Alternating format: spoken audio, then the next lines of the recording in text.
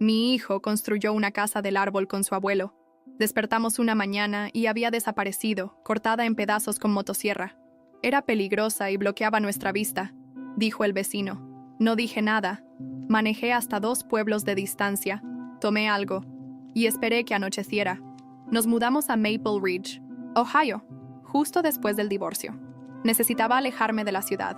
Demasiado ruido, demasiados recuerdos y espacio insuficiente para que mi hijo fuera un niño. Encontré una casa pequeña de 2 habitaciones en una calle tranquila, con un patio grande y un árbol de plátano viejo que parecía haber estado ahí por 100 años. Mi padre se mudó 6 meses después. Él también estaba solo. Mi madre había muerto años atrás, y él nunca se volvió a casar. Era el tipo de hombre que no hablaba mucho, pero siempre tenía algo pasando en el garaje. Las herramientas colgadas en las paredes como si fueran parte de un santuario. Cuando se ofreció a construir algo con Caleb, mi hijo, no pensé mucho en ello. Imaginé que martillarían algunas tablas juntos y lo llamarían fuerte, pero se convirtió en lo suyo. Todos los sábados y domingos todo el día, los dos estaban afuera, aserrando, perforando, riendo. Caleb tenía 8 años, pero no lo habrías adivinado por la forma en que escuchaba a mi padre. Seguía cada instrucción. Medía cada viga 2 veces. Mi padre le mostró cómo nivelar la base, anclar los soportes, reforzar las esquinas. No compraron un kit. No tomaron atajos. Construyeron desde cero. Tomó 5 fines de semana. Construyeron una pequeña terraza con barandilla, una trampilla con escalera. La pintaron de azul y rojo.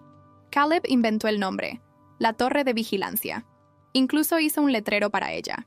Adentro había 2 sillas plegables, una linterna, un walkie-talkie y los viejos binoculares militares de mi padre.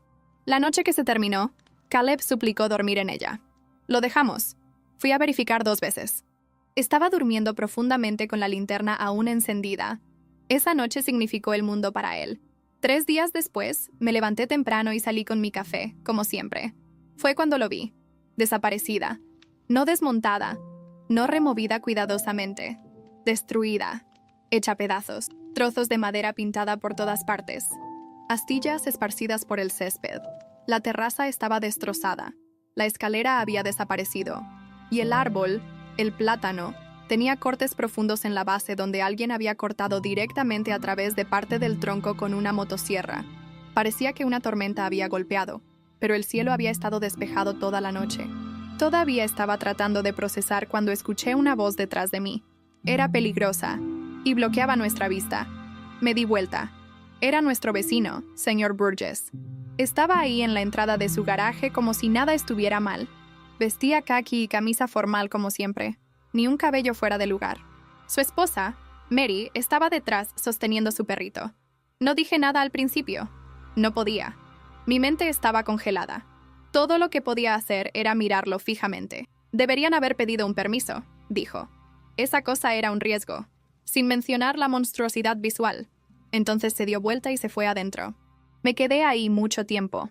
Mi café se enfrió en mi mano. Esa casa del árbol no era solo un juguete de niño. Era la única cosa que mi hijo y su abuelo habían construido juntos. Eran horas de trabajo duro. Era algo que significaba algo. Y Burgess lo había hecho destruir. No grité. No llamé a la policía. Sabía cómo funcionaba este tipo de cosas en un lugar como este. Él tenía dinero, amigos en el consejo municipal. Incluso si presentaba una queja, nada pasaría. Solo dirían que estaba en su línea de propiedad o alguna tontería así. Así que volví adentro. Me senté en la mesa de la cocina. Luego me levanté, tomé las llaves y me fui.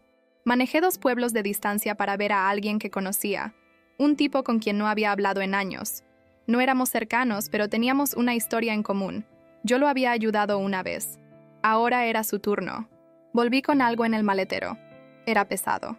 Cubierto con una lona. El tipo de cosa que no deja preguntas cuando se usa correctamente. Esa noche no dormí. Esperé. Me senté en la sala oscura hasta después de medianoche. Luces apagadas. Sin TV. Solo el zumbido del refrigerador y el ocasional crujido de la casa asentándose. Caleb estaba durmiendo en mi cama. No había hablado mucho durante el día. Solo seguía preguntando por qué alguien haría eso. No tenía respuesta. Dije la verdad. No sabía. Esperé hasta ver las luces apagarse en la casa de los Burgess. Entonces me levanté, fui al garaje y abrí el maletero. Lo que tenía no era ilegal, no exactamente, pero era suficiente para enviar un mensaje. un rollo largo de plástico industrial, algunos galones de emulsión de pescado, el tipo que los paisajistas usan para fertilizar el suelo, apesta como la muerte, pescado podrido y basura, el tipo de olor que no sale con lavado. También tenía una palanca, algunos clavos y algunas otras cosas que no mencionaré. No planeaba lastimar a nadie, no soy ese tipo de tipo, pero no iba a dejarlo salirse con la suya con lo que le hizo a mi hijo. Me moví rápido, silencioso, guantes en las manos. Envolví la parte inferior de su porche con plástico, clavé bien apretado para que nada se filtrara. Luego vertí la emulsión a través de un pequeño corte que hice en la parte superior. Se acumuló y empapó la madera. El olor comenzaría lento. Luego, cuando el calor golpeara, se extendería. En el porche, en el revestimiento, tal vez en las ventilaciones. No me importaba. También dejé otra cosa. Un letrero, como el que Caleb había hecho para la casa del árbol. Misma pintura, misma escritura. Excepto que este decía, «Vemos todo desde aquí». Lo clavé en el césped, justo debajo de su ventana frontal. Entonces me fui. A la mañana siguiente, me senté en el porche, tomando café, como siempre hacía. Burgess salió alrededor de las 7:30. Vi el momento en que notó el letrero. Luego olió el olor. Comenzó a gritarle a Mary. Ella salió ahogándose. Él llamó a alguien por teléfono, caminando en círculos, gritando. No dije nada. 2 días después, una empresa de limpieza apareció. Usaban máscaras. El tercer día, estaban arrancando las tablas de su porche. Lo escuché discutiendo con el contratista. Algo sobre el olor estar en el aislamiento. Pensé que sería el final, pero no lo fue. La semana siguiente, llegué a casa del trabajo y vi a la policía en mi puerta. Eran 2 oficiales. Uno uniformado, uno de civil. No eran agresivos, pero tampoco eran amigables. Preguntaron si tenía un momento para hablar adentro. Dije que sí. Caleb estaba en la escuela. Mi padre había salido a comprar víveres. Entraron, miraron alrededor, muy lentamente. El tipo de civil preguntó si había tenido problemas con mi vecino últimamente. Me encogí de hombros y dije que no éramos exactamente cercanos. Luego sacó su teléfono y me mostró una foto. Era el letrero, el que dejé en el patio de Burgess. ¿Su hijo hizo esto?, preguntó. No respondí. Solo miré la foto. Él esperó. Hice el original con él, dije, para la casa del árbol. ¿Y puso uno similar en el patio de su vecino recientemente? Lo miré a los ojos y dije no. No insistió. Pero entonces el policía uniformado dijo, «Señor Burgess alega que vandalizó su propiedad con materiales peligrosos. Está presentando un reporte. ¿Tiene algo que decir sobre eso?» Me quedé callado. No iba a mentir, pero tampoco iba a confesar. Se fueron sin arrestarme, sin orden, sin cargos. Solo una advertencia de que si algo más pasaba, sería observado más de cerca. Esa noche, encontré a mi padre sentado en el porche trasero. No dijo nada. Solo encendió un cigarrillo, algo que no había hecho en años. «Sé que fuiste tú», dijo después de un largo silencio. No respondí. Exhaló lentamente.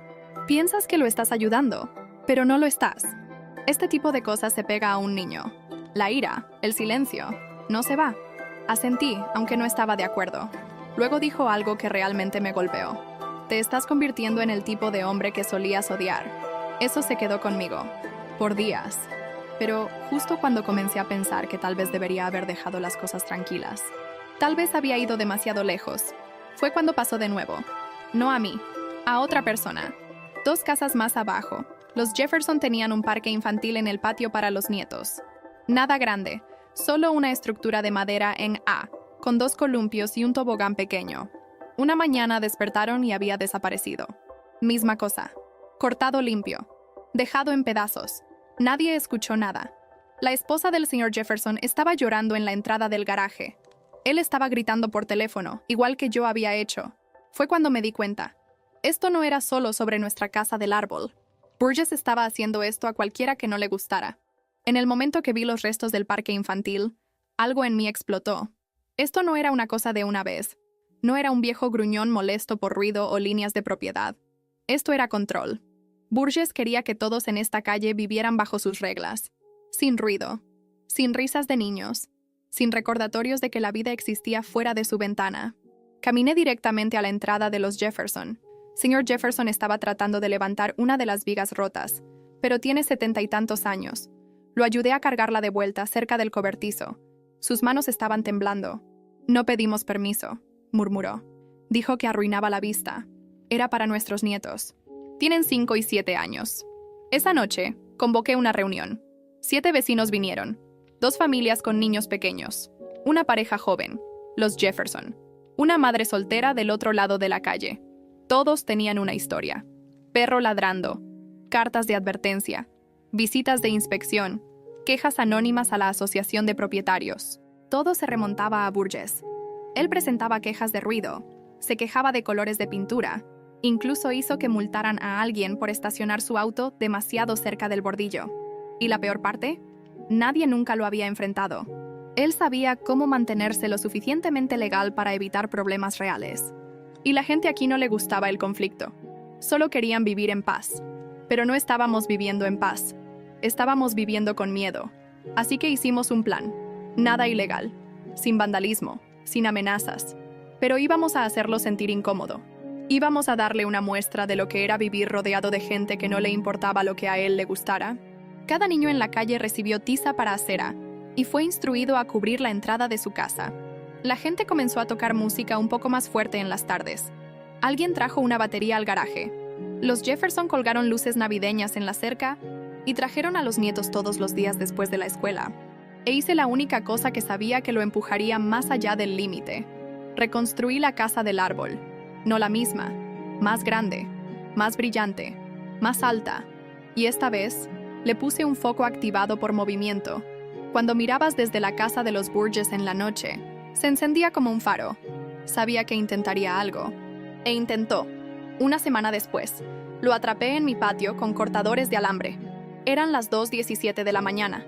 Recuerdo porque miré el reloj justo después de escuchar el tintineo metálico afuera, como alguien golpeando un poste de cerca o tirando una herramienta. Al principio pensé que era un mapache, pero cuando miré por la ventana trasera, lo vi. Burgess. Parado en mi patio, vestido todo de negro, cortadores en la mano, apuntando hacia la base de la escalera de cuerda. El foco no se había activado porque había venido por atrás, por el lote lateral. Evitó el sensor. No pensé, solo me moví. Tomé el bate de béisbol de detrás de la puerta. No me puse zapatos. Solo salí disparado por atrás, descalzo, corazón acelerado. No grité al principio. No necesitaba. Me vio. Se congeló como un niño atrapado robando. Y por primera vez desde que lo conocí, se veía asustado. ¿Qué diablos estás haciendo?, dije, mi voz baja, temblorosa. Trató de hablar. Trató de inventar algo. Es peligroso. Iba a... Das un paso más y llamo a la policía. Retrocedió un paso, luego otro. Tengo derecho a... No, no lo tienes. No más. Te acercas a mi familia de nuevo. Desearás que hubiera llamado a los policías. Se quedó ahí un segundo más. Luego soltó los cortadores y se fue. Llamé a la policía de todos modos. Aparecieron 20 minutos después. Tomaron mi declaración. Encontraron los cortadores en mi patio. Tenía el video de la cámara que instalé detrás del cobertizo. Una que él no vio. Debería haber sido el final. Pero una semana después, Burgess presentó una orden de restricción. Contra mí. Dijo que lo amenacé. Dijo que lo estaba acosando, alentando hostilidad del vecindario, haciendo su vida insoportable. Incluso mostró al tribunal fotos de la nueva casa del árbol y dijo que el foco era acoso dirigido. Y de alguna manera, el juez concedió una orden temporal. Dijo que teníamos que calmarnos, que no podía acercarme a 30 metros de su propiedad. Tuve que decirle a mi hijo que ya no podía jugar en su propio patio. Fue cuando mi padre me sentó y dijo: si quieres vencer a un hombre así, no peleas con los puños. Lo desangras lentamente, de la manera que él desangró este vecindario por años. Y entonces fue lo que comencé a hacer. Silenciosamente, cuidadosamente. Y funcionó. Comenzó con los permisos. Presenté una solicitud de registros públicos con la ciudad. Tomó menos de una semana obtener copias de toda mejora, estructura y cerca que Burgess había puesto en la propiedad en los últimos 10 años. Había brechas, permisos vencidos, una extensión de patio que no cumplía con los requisitos de retroceso, un muro de contención que no tenía aprobación de inspección. Era suficiente para levantar cejas, especialmente con el empujón correcto. Envié consejos anónimos a la oficina de zonificación. Luego fui más lejos. Encontré un grupo en Facebook para nuestro condado, principalmente pequeños contratistas y agentes inmobiliarios. Hice algunas preguntas inocentes sobre alturas legales de cercas, adiciones residenciales y árboles cerca de líneas de propiedad. Algunos inspectores de código local estaban en el grupo. Me aseguré de que vieran las fotos. En un mes, Burgess tenía 2 inspectores de la ciudad en su puerta.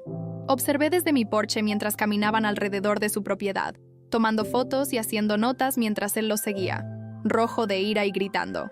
Fue citado, luego multado, luego recibió notificación formal para remover la extensión del patio o solicitar una audiencia de varianza. No me detuve ahí.